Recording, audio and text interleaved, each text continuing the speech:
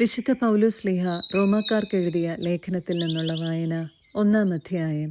അഭിവാദനം. യേശുക്രിസ്തുവിൻ്റെ ദാസനും അപ്പസ്തോലനായിരിക്കാൻ വിളിക്കപ്പെട്ടവനും ദൈവത്തിൻ്റെ സുവിശേഷത്തിനായി പ്രത്യേകം നിയോഗിക്കപ്പെട്ടവനുമായ പൗലോസ് എഴുതുന്നത്. ഈ സുവിശേഷം വിശുദ്ധ ലിഖിതങ്ങളിൽ പ്രവാചകന്മാർ മുഖേന ദൈവം മുൻകൂട്ടി വാഗ്ദാനം ചെയ്തിട്ടുള്ളതാണ്. ഇത് അവിടുത്തെ പുത്രനും നമ്മുടെ കർത്താവുമായ യേശുക്രിസ്തുവിനെ സംബന്ധിച്ചുള്ളതാണ്. അവൻ ജഡപ്രകാരം ദാവീദിന്റെ സന്തതിയിൽ നിന്ന് ജനിച്ചവനും മരിച്ചവരിൽ നിന്നുള്ള ഉത്ഥാനം വഴി വിശുദ്ധിയുടെ ആത്മാവിന് ചേർന്ന വിധം ശക്തിയിൽ ദൈവപുത്രനായി നിശ്ചയിക്കപ്പെട്ടവനുമാണ്. അവൻ്റെ നാമത്തെ പ്രതി വിശ്വാസത്തിൻ്റെ വിധേയത്വം സകല ജാതികളുടെ ഇടയിലും ഉളവാകേണ്ടതിന് ഞങ്ങൾ കൃപയും അപ്പസ്തോല സ്ഥാനവും പ്രാപിച്ചിരിക്കുന്നു. യേശുക്രിസ്തുവിൻ്റെ സ്വന്തമാകാൻ വിളിക്കപ്പെട്ടിരിക്കുന്ന നിങ്ങളും അവരിൽ ഉൾപ്പെടുന്നു.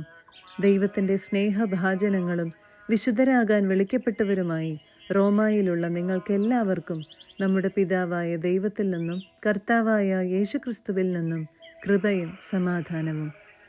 റോമ സന്ദർശിക്കാൻ ആഗ്രഹം. നിങ്ങളുടെ വിശ്വാസം ഭൂമിയിൽ എല്ലായിടത്തും പ്രകീർത്തിക്കപ്പെടുന്നതിനാൽ നിങ്ങൾക്കെല്ലാവർക്കും വേണ്ടി ആദ്യമേ ഞാൻ യേശുക്രിസ്തു വഴി എൻ്റെ ദൈവത്തിന് നന്ദി പറയുന്നു.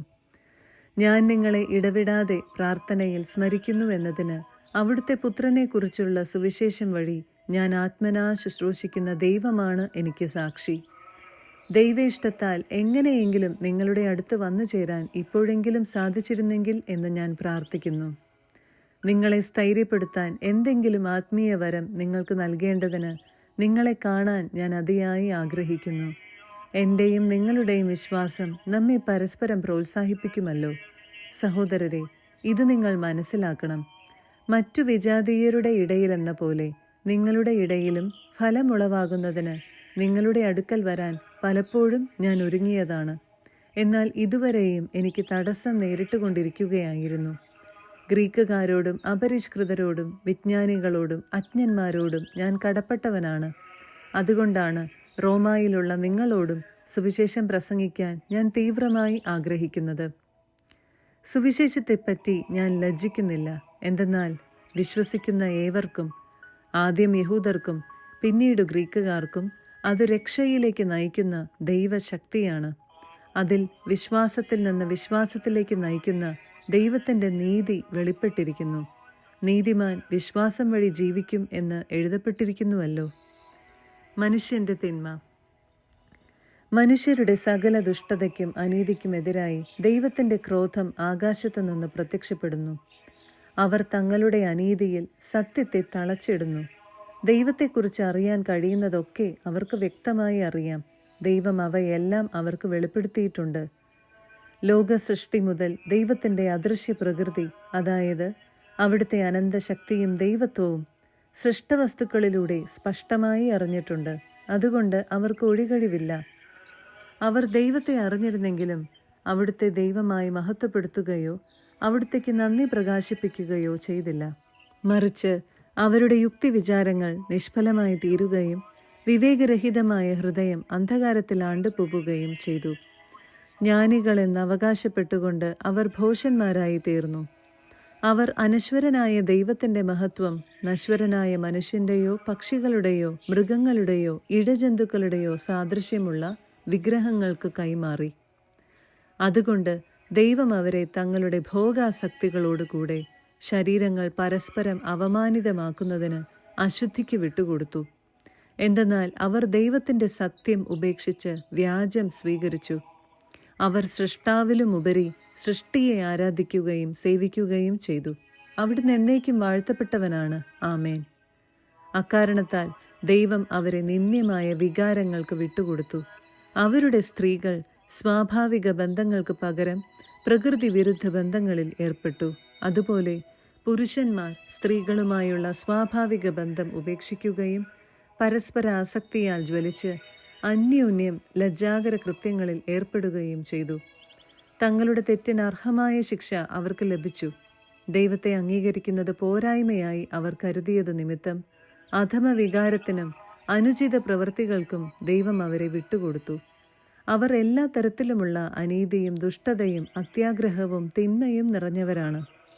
അസൂയ, കൊലപാതകം, ഏഷണി, കലഹം, വഞ്ചന, പരദ്രോഹം എന്നിവയിൽ അവർ മുഴുകുന്നു. അവർ പരദൂഷകരും ദൈവനിന്ദകരും ധിക്കാരികളും ഗർവിഷ്ഠരും പൊങ്ങച്ചക്കാരും തിന്മകൾ ആസൂത്രണം ചെയ്യുന്നവരും മാതാപിതാക്കളെ അനുസരിക്കാത്തവരും ബുദ്ധിഹീനരും അവിശ്വസ്തരും ഹൃദയശൂന്യരും കരുണയില്ലാത്തവരും ആയിത്തീർന്നു. ഇത്തരം കൃത്യങ്ങൾ ചെയ്യുന്നവർ മരണാർഹരാണ് എന്ന ദൈവകൽപ്പന അറിഞ്ഞിരുന്നിട്ടും അവരവ ചെയ്യുന്നു. മാത്രമല്ല, അങ്ങനെ ചെയ്യുന്നവരെ അംഗീകരിക്കുകയും ചെയ്യുന്നു. 2-ാം അധ്യായം. ദൈവത്തിൻ്റെ ന്യായവിധി. അല്ലയോ മനുഷ്യ, നീ ആരു തന്നെ ആയാലും മറ്റൊരുവനെ വിധിക്കുമ്പോൾ നിനക്ക് ന്യായീകരണമില്ല. അപരനെ വിധിക്കുമ്പോൾ നീ നിന്നെ തന്നെയാണ് വിധിക്കുന്നത്. എന്തെന്നാൽ വിധിക്കുന്ന നീയും അതേ കുറ്റങ്ങൾ ചെയ്യുന്നു. അപ്രകാരം പ്രവർത്തിക്കുന്നവരുടെ മേലുള്ള ദൈവത്തിൻ്റെ വിധി ന്യായയുക്തമാണെന്ന് നമുക്കറിയാം. ഇത്തരം പ്രവൃത്തികൾ ചെയ്യുന്നവരെ വിധിക്കുകയും എന്നാൽ അവ തന്നെ പ്രവർത്തിക്കുകയും ചെയ്യുന്ന മനുഷ്യ, ദൈവത്തിൻ്റെ വിധിയിൽ നിന്ന് ഒഴിഞ്ഞു മാറാൻ സാധിക്കുമെന്ന് നീ വിചാരിക്കുന്നുവോ? അതോ അവിടുത്തെ നിസ്സീമമായ കരുണയും സഹിഷ്ണുതയും ക്ഷമയും നീ നിസ്സാരമാക്കുകയാണോ ചെയ്യുന്നത്? നിന്നെ അനുതാപത്തിലേക്ക് നയിക്കുകയാണ് ദൈവത്തിൻ്റെ കരുണയുടെ ലക്ഷ്യമെന്ന് നീ അറിയുന്നില്ലേ? എന്നാൽ ദൈവത്തിൻ്റെ നീതിയുക്തമായ വിധി വെളിപ്പെടുന്ന ക്രോധത്തിൻ്റെ ദിനത്തിലേക്ക് നീ നിന്റെ കഠിനവും അനുതാപരഹിതവുമായ ഹൃദയം നിമിത്തം നിനക്കു തന്നെ ക്രോധം സംഭരിച്ചു വയ്ക്കുകയാണ്. എന്തെന്നാൽ ഓരോരുത്തർക്കും താന്താങ്ങളുടെ പ്രവൃത്തികൾക്കനുസരിച്ച് അവിടുന്ന് പ്രതിഫലം നൽകും. സൽക്കർമ്മത്തിൽ സ്ഥിരതയോടെ നിന്ന് മഹത്വവും ബഹുമാനവും അക്ഷയത്വവും അന്വേഷിക്കുന്നവർക്ക് അവിടുന്ന് നിത്യജീവൻ പ്രദാനം ചെയ്യും.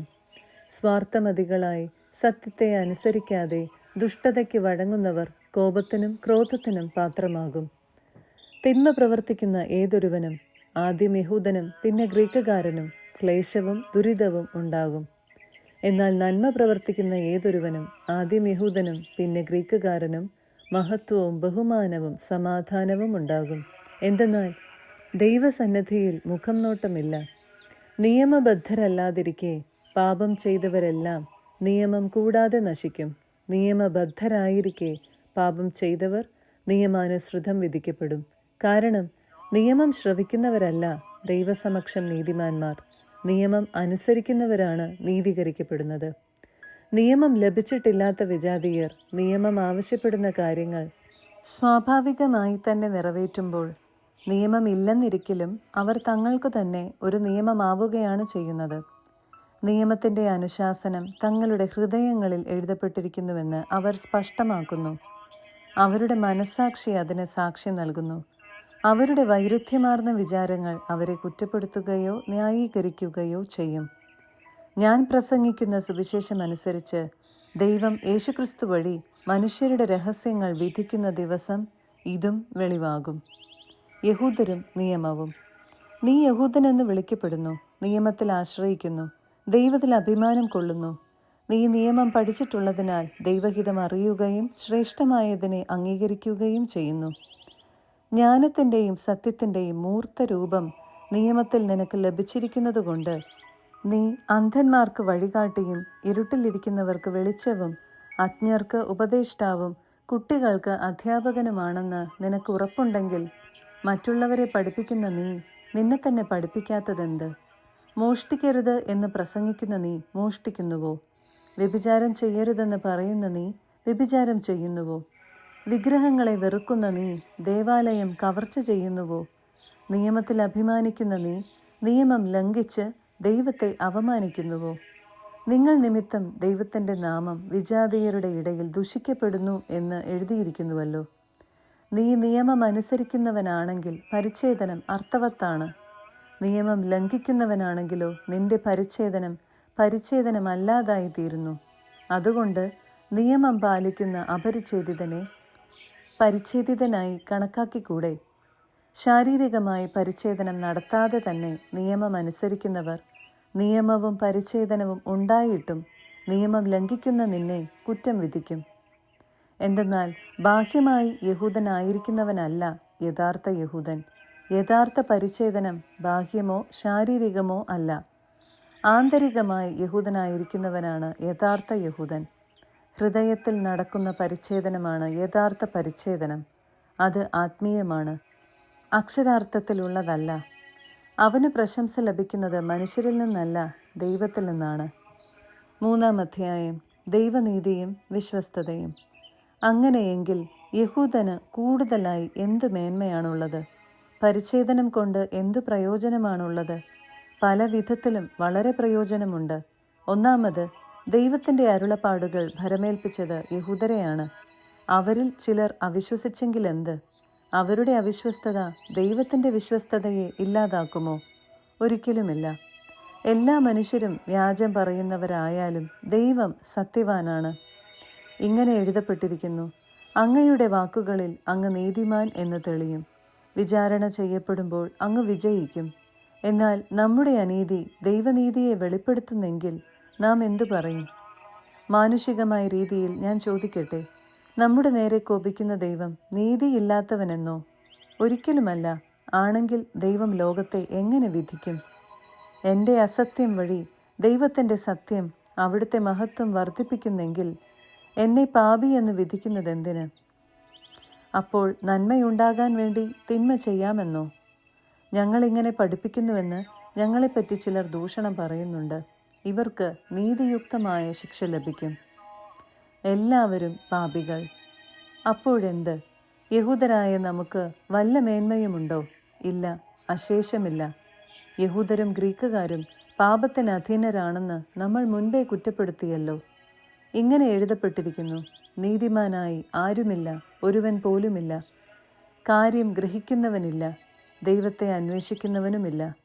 എല്ലാവരും വഴിതെറ്റിപ്പോയി, എല്ലാവർക്കും ഒന്നടങ്കം തെറ്റുപറ്റിയിരിക്കുന്നു. നന്മ ചെയ്യുന്നവനില്ല, ഒരുവനുമില്ല. അവരുടെ തൊണ്ട തുറന്ന ശവക്കുഴിയാണ്. അവർ തങ്ങളുടെ നാവ് വഞ്ചനയ്ക്കുപയോഗിക്കുന്നു. അവരുടെ അധരങ്ങളുടെ ചുവട്ടിൽ സർപ്പവിഷമുണ്ട്. അവരുടെ വായ് ശാപവും കയ്പും കൊണ്ട് നിറഞ്ഞിരിക്കുന്നു. അവരുടെ പാദങ്ങൾ രക്തം ചൊരിയാൻ വെമ്പുന്നു. അവരുടെ പാതകളിൽ നാശവും ക്ലേശവും പതിയിരിക്കുന്നു. സമാധാനത്തിൻ്റെ മാർഗം അവർക്കറിഞ്ഞുകൂടാ. അവർക്ക് ദൈവഭയമില്ല. നിയമത്തിൻ്റെ അനുശാസനങ്ങളെല്ലാം നിയമത്തിന് കീഴുള്ളവരോടാണ് പറയപ്പെട്ടിരിക്കുന്നതെന്ന് നമുക്കറിയാം. എല്ലാ അധരങ്ങളെയും നിശബ്ദമാക്കുന്നതിനും ലോകം മുഴുവൻ ദൈവത്തിൻ്റെ മുൻപിൽ കണക്ക് ബോധിപ്പിക്കുന്നതിനും വേണ്ടിയാണ് ഇത്. നിയമം അനുഷ്ഠിക്കുന്നത് കൊണ്ട് ഒരുവനും അവിടുത്തെ സന്നിധിയിൽ നീതീകരിക്കപ്പെടുകയില്ല. നിയമം വഴി പാപത്തെക്കുറിച്ച് ബോധമുണ്ടാകുന്നുവെന്നേ ഉള്ളൂ. നീതീകരണം വിശ്വാസത്തിലൂടെ. നിയമവും പ്രവാചകന്മാരും സാക്ഷ്യപ്പെടുത്തിയിട്ടുള്ള ദൈവനീതി നിയമത്തിലൂടെയല്ലാതെ ഇപ്പോൾ വെളിപ്പെട്ടിരിക്കുന്നു. ഈ ദൈവനീതി വിശ്വസിക്കുന്ന എല്ലാവർക്കും ആരെന്നുള്ള വ്യത്യാസം കൂടാതെ യേശുക്രിസ്തുവിലുള്ള വിശ്വാസം വഴി ലഭിക്കുന്നതാണ്. എല്ലാവരും പാപം ചെയ്ത് ദൈവമഹത്വത്തിന് അയോഗ്യരായി അവരവിടുത്തെ കൃപയാൽ യേശുക്രിസ്തു വഴിയുള്ള വീണ്ടെടുപ്പിലൂടെ സൗജന്യമായി നീതീകരിക്കപ്പെടുന്നു. വിശ്വാസം വഴി സംലബ്ധമാകുന്ന രക്തം കൊണ്ടുള്ള പാപപരിഹാരമായി ദൈവം അവനെ നിശ്ചയിച്ചു തന്നു.